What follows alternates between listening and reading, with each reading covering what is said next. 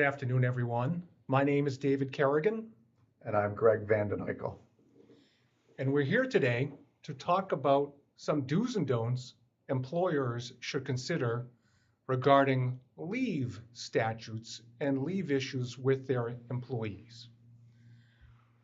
One of the first topics I'll address is employers do need to understand that there are a variety of different types of leave that can impact your employees. They vary based upon the size of the company. They may have different lengths of leave, and they may have different pay implications for your employees and you.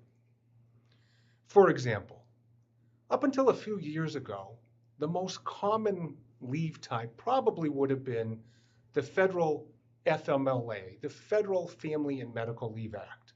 That law requires employers to provide 12 weeks of unpaid leave for its employees. The leave was to address family and medical situations. It applied to employers with over 50 employees and still does.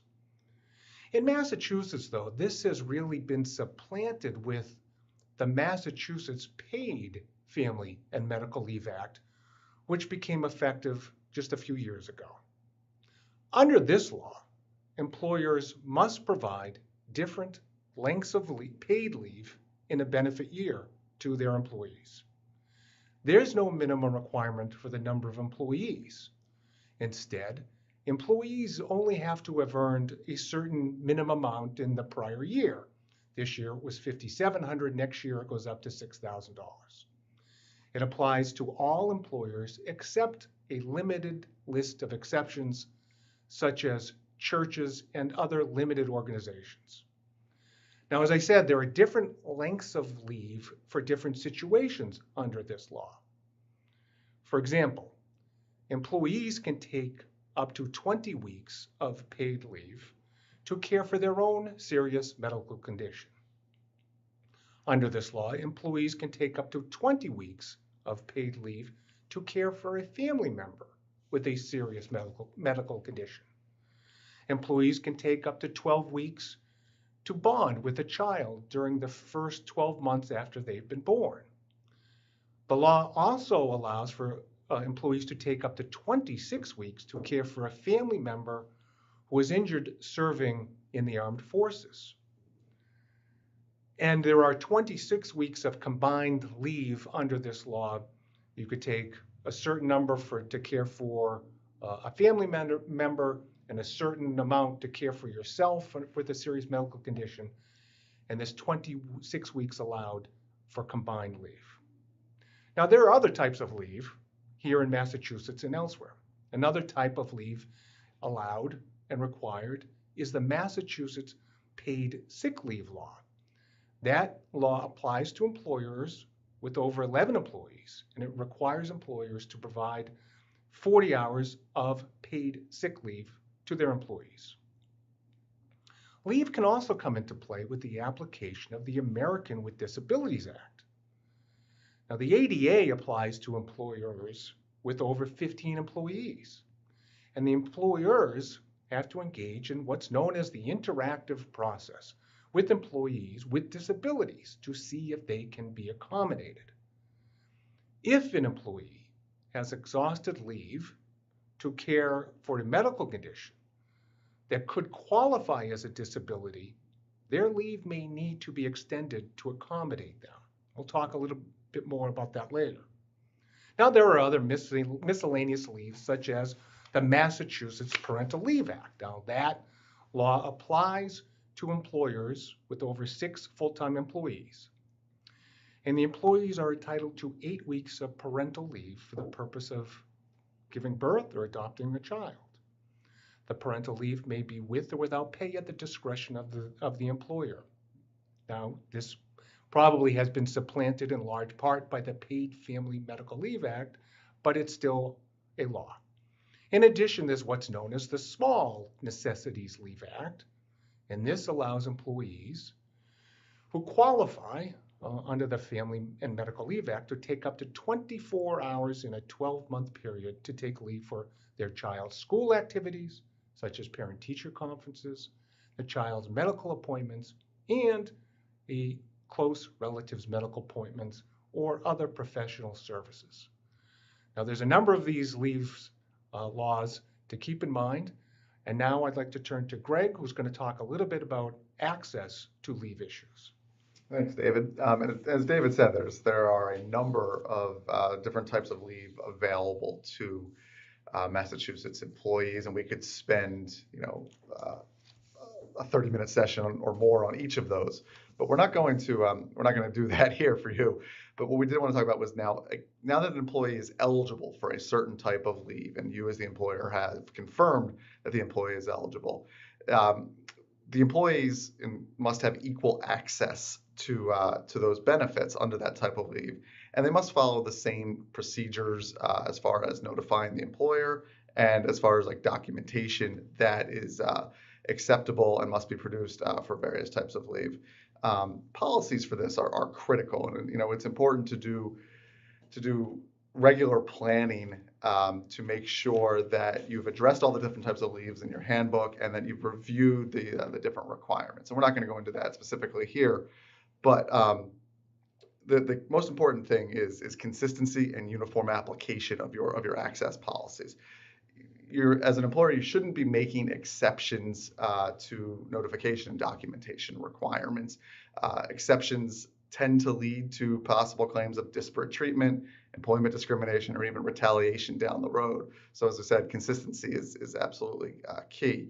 For example, if you have a policy that requires all of your employees to provide a doctor's note to substantiate a reason for the leave, that needs to be applied consistently, and that's permissible because it applies to all employees. And this would come up in like a disability-related context. But if you're requiring that sort of documentation for everyone under all circumstances, if an employee with a perceived disability or an actual disability comes to you and says, I need leave under the ADA, the Americans with Disabilities Act, you can still require documentation because that's a uniform policy.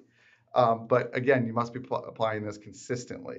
If your policy is that a note must be provided after 1 day of missing work, or 3 consecutive days, or 10 consecutive days, depending on the type of leave.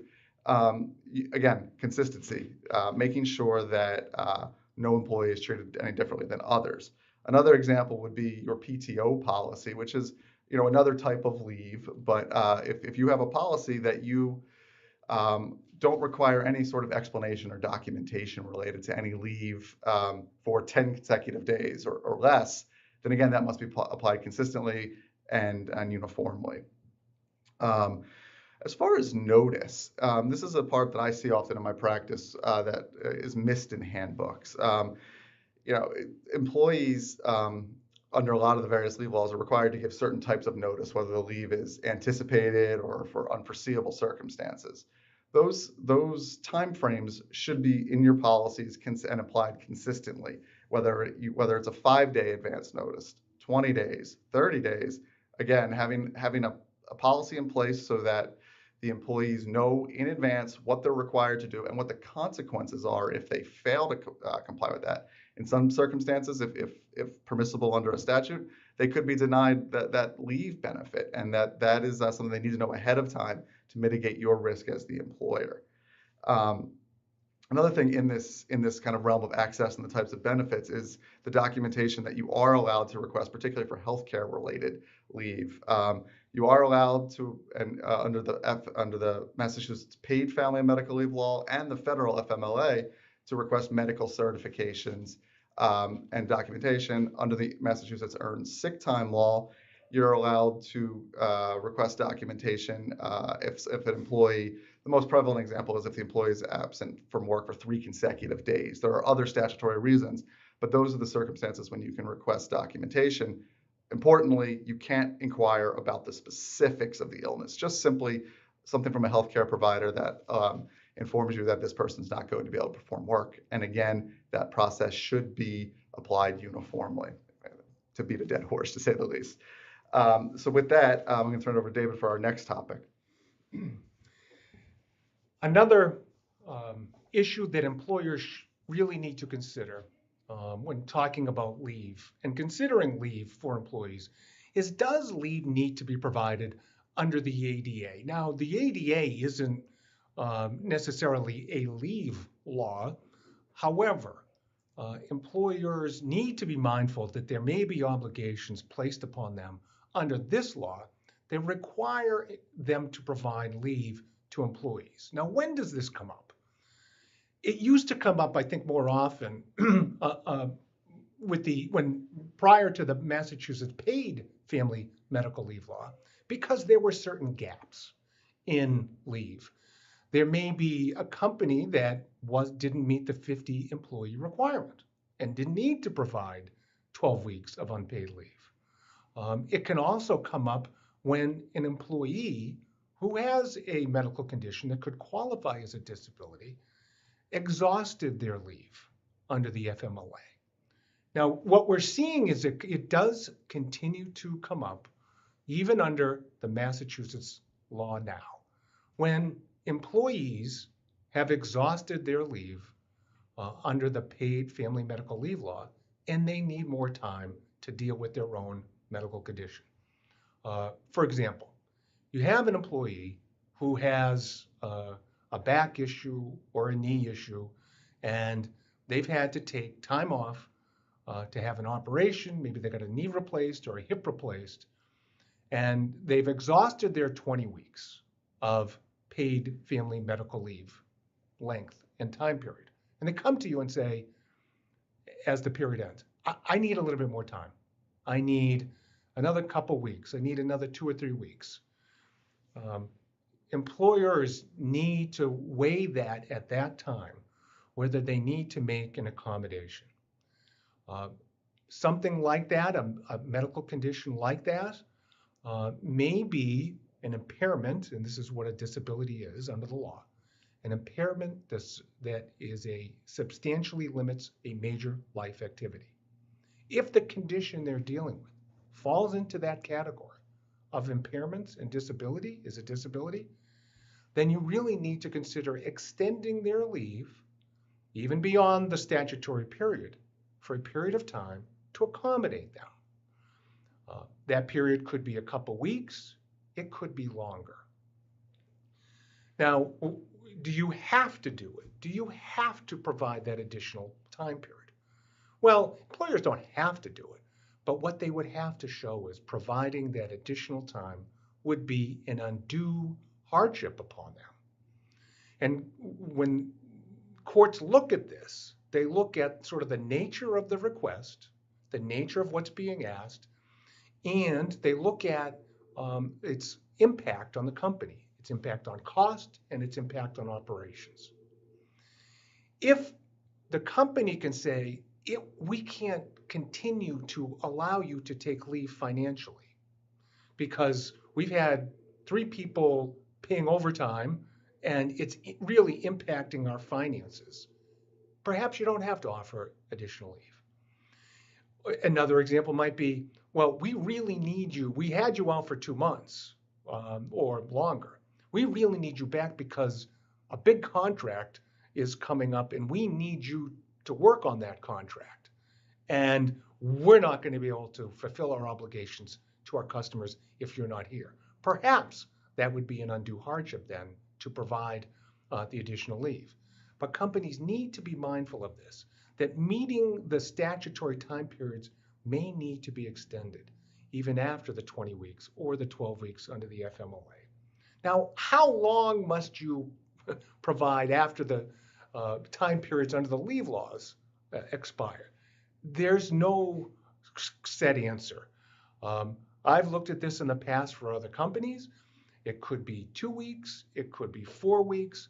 You would have to show that whatever time period they're asking for is an undue hardship, that either financially or operationally you can't meet it. It's not an easy burden, and it's one you should seriously consider when facing requests for more time at the end of the statutory time periods. Now, Greg is going to talk a little bit about communicating with people while they're on leave. So employee goes out on leave and all of the processes have been followed, and the employee's been out for a few days, and you realize that employee has information that is critical to the continuing operations of your company. The question is really, what level of communication can you have with an employee on leave, and what's acceptable? One might be considered harassment and or some sort of adverse employment action. So our recommendation that we typically give to clients is use caution when communicating with employees who are out on a leave program. There is case law. There's abundant case law under the FMLA about harassment and communications and undue pressure placed on employees while they're out on FMLA leave that could arise to some sort of retaliation or some sort of claim that you are interfering with that type of leave. While there isn't a lot of case law interpreting the Massachusetts Paid Family Leave Act, it is largely modeled after the FMLA, and we anticipate that the regulations would be interpreted to protect employees in that same way that undue communications, pressure upon an employee while they're on leave to essentially work would likely be seen as an adverse employment action and could be subject to some sort of litigation down the road. So overall, the theme is that when an employee is out on leave, don't harass that employee. It should be standard practice under any type of leave, whether it's PFML, FMLA, even small necessities leave, and they're only out for a few hours. That employee is taking leave. It promotes employee goodwill to let that employee take the leave freely, and it also mitigates your liability risk in the future. So to effectuate this, I always recommend to clients to include language in their handbooks and their policies about what employee or the employer expectations are for employees while they're on leave. Make it clear that they're not expected to work. They're not expected to respond to emails or phone calls. They're not expected to check in for work-related activities. And depending on circumstances, you make it clear that an hourly employee, for example, is not permitted while on leave to work, so that they don't trigger any sort of minimum wage requirements or other wage requirements generally by actually working. So policies development is critical, as is training to management and supervisors. So let them know how to handle when they get requests. So you have an employee who's out on leave. When that employee's peers say, I need to contact the employee on leave because he or she knows this information, make sure your managers have a plan in place for picking up the slack and for telling employees, the peers, that look, we can't communicate with this person on leave. We're going to have to figure out this solution on our own without involving the employee on leave. Now, with that said, there are circumstances when you can communicate about the leave with the employee who's out. So, for example, if the employee is out and there was perhaps an indefinite period of time, whether it be it was an accommodation under the ADA, or maybe there was an undetermined time under the PFML, you can check in and ask how that employee, just generally, how's that employee doing? Any sense of when you may return? Again, not putting pressure on the employee to return at a certain time, but checking in for your business purposes. And then also asking, are there any accommodations that we can put in place upon your return? Those conversations are permissible and in fact, promote the interactive process while an employee is on leave. One nuanced topic under this issue regarding communications is fitness for duty certifications. You may be familiar with that under the FMLA, but the Mass PFML also has similar language where you can require a medical certification and updated medical information about an employee on leave before they return to make sure that they are capable of performing the essential functions of the position. You are allowed to check in about that, about the fitness for duty, but particularly under the PFML, you need to have a policy in place about how this process works. Employees need to know ahead of time that if they are out for their own serious health condition, they may be expected to provide an updated fitness for duty certification.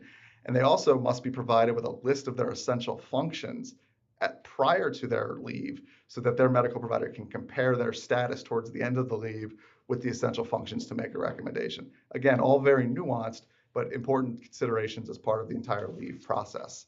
And with that, Dave is going to talk about changing duties of an employee and functions when they return from a leave. So your employee has been out on leave, and now it's time for them to come back. What do you do? Well, here are some things. Most of the leave laws state specifically. Most leave laws state that the employee is to be returned and shall be returned to the same or similar position, the same duties, the same pay, the same seniority, or their same status. That means you have to treat them like, think of it this way, treat them like they've been out for 2 or 3 days rather than a few months. And when someone has been out sick for a few days, you generally don't transfer their responsibilities or move their office or change their physical locations where they report. Think of it as that way. They are to be as closely aligned to what they were doing before they took the leave as to what they were doing after. The laws also prohibit retaliation, retaliating against someone that has taken leave. Now, retaliating might sound like a loaded term, and most companies would say, we don't retaliate against people that take leave. We don't do that. But retaliation is broad. It can include a number of activities you may not necessarily have thought was retaliation and may, in some ways, flow from the person being out on leave. What do I mean by that? Well, it includes not only firing someone who's been out on leave or demoting them, but transferring them, suspending them, asking them to resign, and can include other forms of retaliation, such as changing their position, changing their title, changing their duties, transferring them to another location. You know, it might not be that unusual if someone's been out on a rather extended leave for 3 or 4 months, that you get someone to fill in. And maybe that person's a really good temporary employee.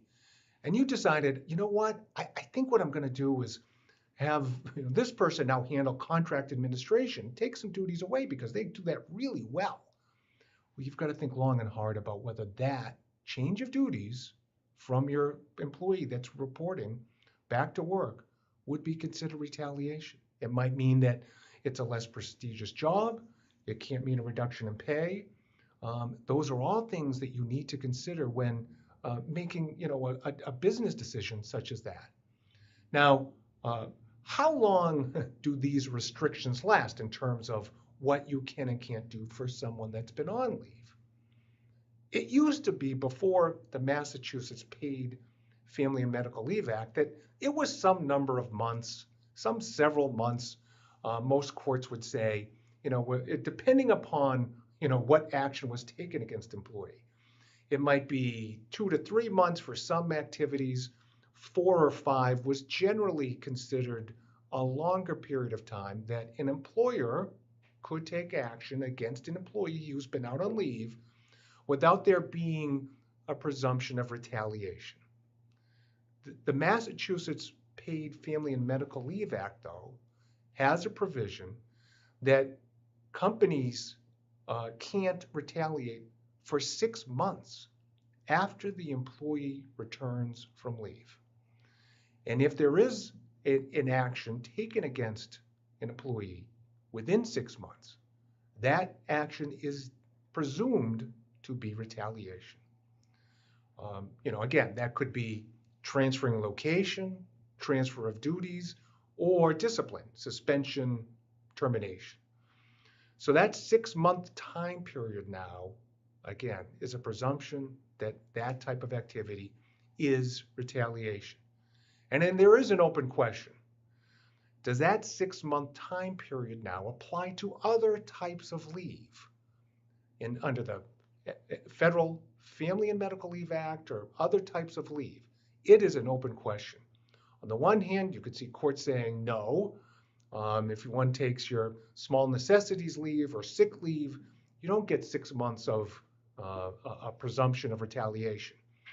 On the other hand, a court could say, well, that is we've wrestled with how long a time period should be presumed to be retaliation, and the legislature has spoken.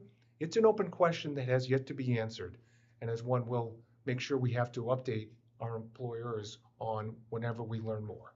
And now we're going to turn to Greg on record keeping issues.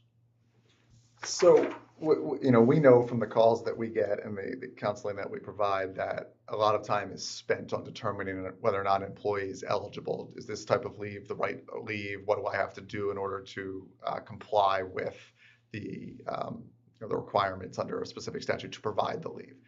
But what often gets forgotten, and kind of a good closing for a topic for this leaves webinar, is employers can't forget their record keeping obligations and the difference between some of the leave documentation and personnel records. I think often what happens is in the rush to provide the leave and document the leave, it's forgotten where to put the records. So, generally speaking, health information concerning an employee is not a personnel record. It shouldn't be as part of the personnel file, along with disciplinary actions, job applications, resumes, etc. Information under FMLA or PFML regarding medical certifications or anything related to leave accommodations or the actual accommodations provided under the ADA, all of that information should be kept in a confidential folder separate from a personnel record. Access to that health information should be limited and should not be disseminated or produced if somebody requests their personnel records. Notably, in the age of PFML and the Small Necessity Leave Act, when you can take leave for to care for others, not the employee him or herself, any information regarding leave of a third that's related to a third party, that is an employee's child or employee's spouse, none of that information is to be included in a personnel record. That, again, is in a confidential file. One leave type that we didn't talk about today is the Domestic Leave Act under Massachusetts law, which comes with its own procedures. But interestingly, under that law,